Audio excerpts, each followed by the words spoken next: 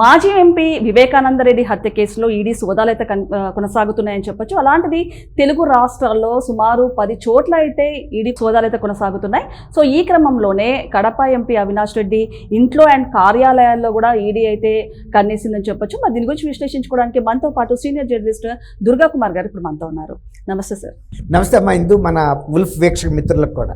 Sir మరి చెప్పొచ్చు అంటే మాజీ ఎంపీ వివేకానంద రెడ్డి హత్య కేసులోకి సంబంధించి ఇప్పుడు ఈడీ అయితే ఎంట్రీ ఇచ్చిందని చెప్పొచ్చు. అలాంటిది సుమారు 10 చోట్ల అయితే ఈడీ సోదాలు కొనసాగుతున్నాయి. సో ఇప్పుడు చూసుకుంటే కనుక కడప ఎంపీ అవినాష్ రెడ్డి ఇంట్లో అయితే అండ్ కార్యాలయంలో కూడా ఈడీ సోదాలు అయితే కొనసాగుతున్నాయని చెప్పొచ్చు. ఏమంటారు సార్ దీని గురించి? ఇప్పుడు అమ్మా ఇందు, వివేకానంద రెడ్డి గారి హత్య జరిగి దాదాపు 7.5 సంవత్సరాలు అయింది.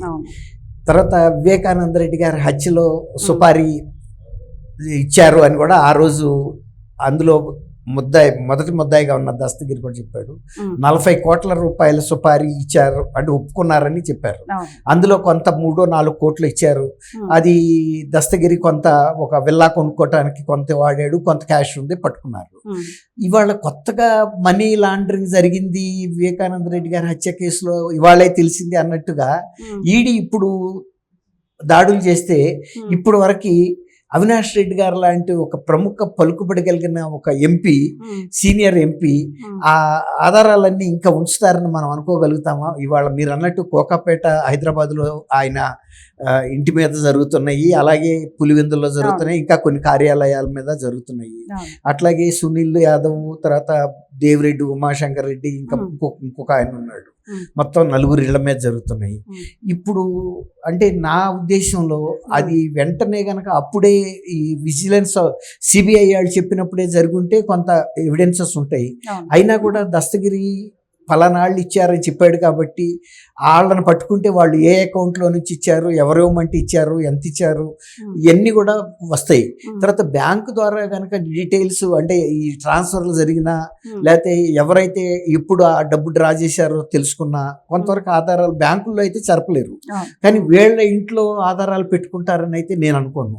కాకపోతే ఏంటంటే వివేకానంద రెడ్డి గారు అమ్మాయి డాక్టర్ సునీత రెడ్డి ఇన్ని సంవత్సరాల తర్వాత కూడా నా తండ్రి మరణం మీద ఖచ్చితమైన విచారణ జరగలేదు, పూర్తి ఆధారాలు రాలేదు, అసలు దీని వెనక ఉన్న సూత్రధారులు ఎవరో బయటికి రాలేదు అనే కీలక అంశాలు అసలు ఈ దర్యాప్తులోకి భాగంగా రాలేదు అనేది ఆమె ఆరోపణ కాదు, ఆమె బాధ.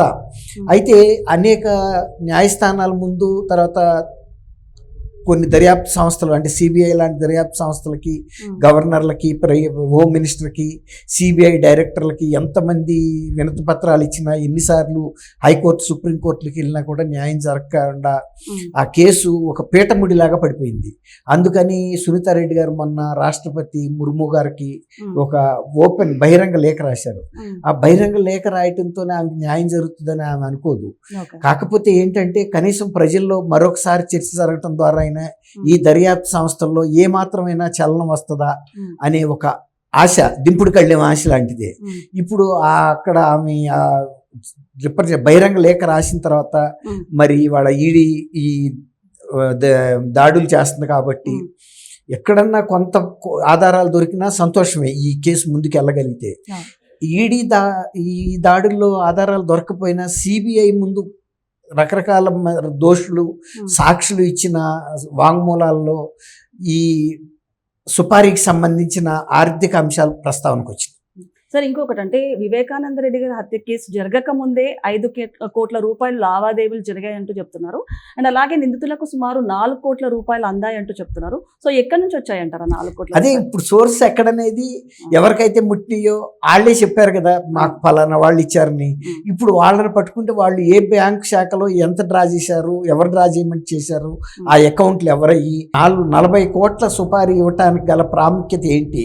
వివేకానంద రెడ్డి గారు ఆల్రెడీ ఒక రిటైర్డ్ రాజకీయ నాయకుడే. అంటే ఆయన ఏం కోరారంటే కడప లోక్సభ స్థానం వైఎస్ఆర్సీపీ అభ్యర్థిగా ఈ షర్మిల పోటీ చేయాలనేది ఆయన కోరిక.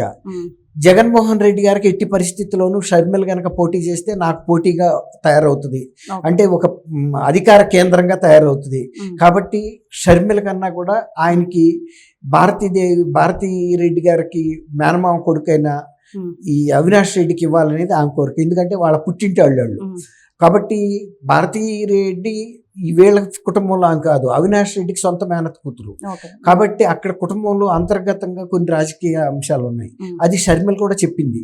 ఇది జగన్మోహన్ రెడ్డికి భారతీ రెడ్డికి తెలియకుండా జరిగే అంశం కాదు. ఎందుకంటే వాళ్ళ కుటుంబ సభ్యుల్లో ఎవరినన్నా ఇంత దారుణమైన హత్య చేయాలి, అసలు ఎలాంటి దాడి చేయాలన్నా కూడా జగన్మోహన్ రెడ్డి పర్మిషన్ లేకుండా బయట చేయలేడు. అతను కూడా భయపడ్డాడు. దస్తగిరి చెబితే లేదు పెద్ద ఆయన ఆశీస్సులు ఉన్నాయి అని చెప్పి ఆయనతో కూడా ఫోన్లో మాట్లాడిచ్చారు కూడా చెప్పాడు దస్తగిరి, ఎవరితో, జగన్మోహన్ రెడ్డితో. కాబట్టి జగన్మోహన్ రెడ్డి గారు ఆశీస్సులతోనే జరిగింది. కాబట్టి 40 లక్షల రూపాయలు 40 కోట్ల రూపాయలు ఇవ్వటం అంటే ఒక రకంగా అవినాష్ రెడ్డి కూడా ఇవ్వలేడు. ఇక ఆ టాక్ అయితే వినిపిస్తుంది సార్, అంటే వివేకానంద రెడ్డి గారి హత్య కేసుకి సంబంధించి 40 కోట్ల రూపాయల డీల్ జరిగిందంటూ కూడా టాక్ వినిపిస్తుంది. అది ఎంతవరకు నిజం అంటారు? 40 కోట్లకు ఒప్పుకున్న మాట వాస్తవం. అంత పూర్తి డబ్బులు ఇవ్వలేదు, ఎందుకంటే ఎవరు కూడా పని అవ్వకుండా ఇవ్వరు. పని అవుతుందో లేదో నమ్మకం లేదు వాళ్ళకి. కాబట్టి కొంత అయితే ఇచ్చారు, ఒక 4 కోట్లు 5 కోట్లు ఇచ్చారు, అంతవరకు అయితే జరిగింది. అయితే ఇవాళకి ఆయనకి చంపిన ఆ ఆయుధాలు కూడా బయటికి ఇవాళకి దొరకలేదు. ఇప్పుడు ఈ దీనికి సంబంధించి ఇంత లేటుగా దాడి చేస్తే ఈడీ, నేను అనుకోవటం ఆ సాక్ష్యాధారాలను డ్రాయర్ సొరుగులో అవినాష్ రెడ్డి దాస్తాడని కానీ ఇంకొకళ్ళు దాస్తారని కానీ నేనైతే వ్యక్తిగతంగా అనుకోవటం లేదు. అయితే అంతకుముందు ఉన్న ఇన్ఫర్మేషన్నే ఈడీ ఇంకా కొంచెం లోతుగా దర్యాప్తు చేస్తే ఎవరనేది బయటకు వచ్చే అవకాశం. సార్ అంటే అంత ఈజీ అంటారా? అంటే ఇప్పుడు వైసీపీ హయాంలో చూసుకుంటే కనుక హత్య చేస్తున్నారు, దాడి చేస్తున్నారు, మళ్ళీ కేసు ఫైల్ అయిన తర్వాత అరెస్ట్ అవుతున్నారు, ఈజీగా బయటకు వచ్చేస్తున్నారు. అంటే అప్పలరాజు వాళ్ళ కుమారుడు కావచ్చు, లేకపోతే ఇప్పుడు చూసుకుంటే అవినాష్ రెడ్డి కేసు కావచ్చు, అంతకుముందు రవికుమార్ కూడా కావచ్చు. ఏంటంటారు అంటే వైసీపీ హయాంలో ఇలాంటి దారుణాలు చేస్తున్నా ఎవరు ఎట్లాంటి యాక్షన్ కూడా తీసుకోకపోవడం ఏ విధంగా చూడొచ్చు అంటారు? అంటే అవినాష్ రెడ్డి విషయంలో మీరు అన్నట్టు ఆయన్ని ఢిల్లీలో అరెస్ట్ చేశారన్నారు కానీ అది అరెస్ట్ చేయలే. పేపర్ మీద అరెస్ట్ చేయటం, పేపర్ మీద బెయిల్ ఇచ్చేసామని కూడా చెప్పారు. అంటే అవినాష్ రెడ్డికి ఎంత రాజకీయ పలుకుబడి ఉంది జగన్మోహన్ రెడ్డి గారికి అనేది మనం అర్థం చేసుకోవాలి. ఇప్పుడు సజ్జన్ కుమార్ అనే ఒక ఎంపీ ఇందిరాగాంధీ హత్యానంతరం జరిగిన సిక్కుల మీద ఓసకోతలో అతని ప్రోత్సాహం ఉంది, అతను బలపరిచాడని అతనికి ఆ రోజుల్లో 86లోనో 88లోనో శిక్ష పడితే నిన్న చనిపోయాడు ఆయన 80 ఏళ్ల వయసులో జైల్లోనే, తిహార్ జైల్లో. అట్టా ఎప్పుడు జరిగినాయి? అది రేర్, అరుదుగా జరిగినాయి. అట్లాంటి అందులోనూ అప్పుడు కొన్ని వేల మంది సిక్కులు ఓసుకోతకు గురయ్యారు.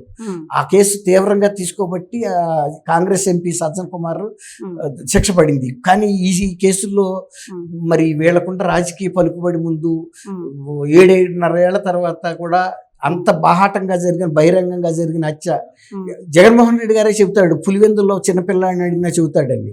అట్లాంటిది మరి సిబిఐ పట్టుకోలేకపోవటం ఏంటి? ఇంత 7 సంవత్సరాల తర్వాత 7.5 సంవత్సరాల తర్వాత ఈడీ దాడులు ఇప్పుడు చేయటం ఏంటి? ఆ రోజే ఇది ఒక సుపారీ హత్య అని తెలుసు కదా. కాబట్టి మీరు అన్నట్టు ఈ హత్య కనుక నిజంగా తలుసుకుంటే అది ఒక 6 నెలల సంవత్సరం లోపల వీళ్ళకి శిక్షలు పడే ఎవరైతే దాంట్లో ఇన్వాల్వ్ అయ్యారో. కానీ ఇవాళ వాళ్ళు చట్టసభల్లోనే కూర్చుంటున్నారు. ఆయన హత్యలో నేరస్తులు ముఖ్యమంత్రి పదవులు కూడా అనిపించారు ఆ తర్వాత కూడా. కానీ పాప సునీతారెడ్డి గారి రోదన అరణ్య రోదన అయింది, సొంత కూతురు. ఆమె మీద కూడా హత్య కేసు పెడితే ఆమె వదిలించుకోవాలంటే 3 ఏళ్ళు 4 ఏళ్ళు పట్టింది కొట్టించి కేసు కొట్టేయటానికి సుప్రీంకోర్టులో. అట్లాగే దర్యాప్తు అధికారి రామ్ సింగ్ మీద కూడా పెట్టారు.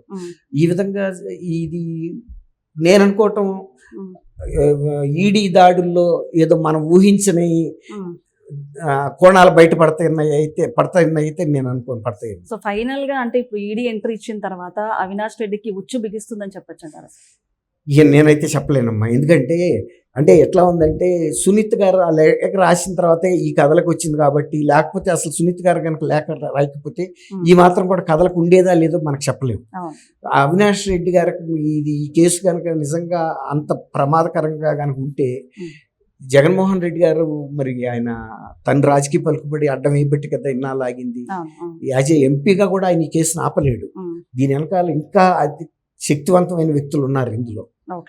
కాబట్టి మనం ఈ కేసు భారతదేశ చరిత్రలోనే అపరిష్కారమైన కేసుగా మిగిలిపోద్దా అని కూడా అనుమానం అయితే నాకు.